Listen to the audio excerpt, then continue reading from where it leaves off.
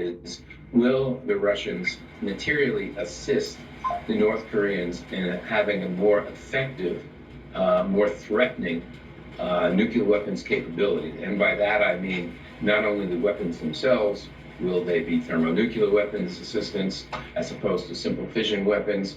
Will, in other words, the yield go up? Will the confidence that the North Koreans have in their weapons go up thanks to Russian assistance?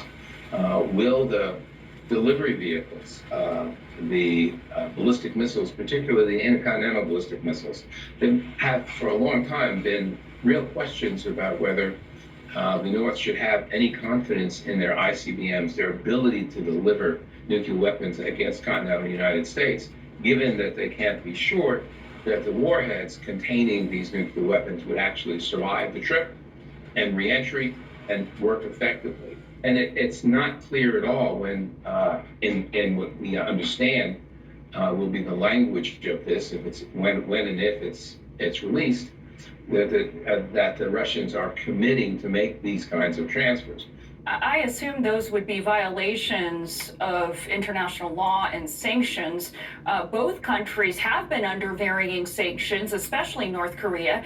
And if you believe U.S. officials, both are already violating these sanctions through these arms and ammunition transfers to do with Ukraine.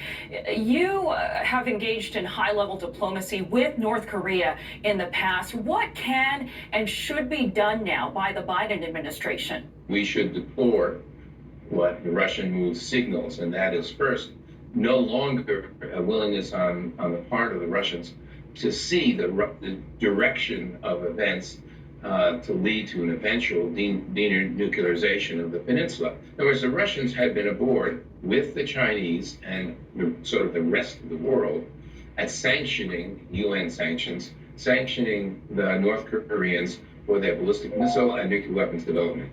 I think this, if it does nothing else, signals the Russians are no longer aboard, and that ought to be deplored, it ought to be criticized. You said it was bad news. Is it also bad news that part of this agreement includes a mutual defense pact? I do not know what it means. I certainly, even if I had the text in front of me, and nobody does, as I understand it, it's hard to tell. I mean, when the Russians make a deal, and they have been clear, they don't call it an alliance. The North called it an alliance, but not the Russians. I mean, the last time the Russians made a security commitment that I know of like this was 1994 in the Budapest Memorandum, when they promised that they would not threaten Ukraine's security. Well, we all know what that was worth. We all ought to remember nothing has changed here, really. The North has been providing this military aid to the Russians. The Russians are still pursuing their invasion of Ukraine. We have talked about the one thing that might be important and different, and that is if the Russians started supplying technical assistance to the weapons of mass destruction and delivery vehicles that the North Koreans have been developing for the last 25 years. Robert Gallucci, thank you so much for joining us with your analysis. Appreciate it. Thank you much.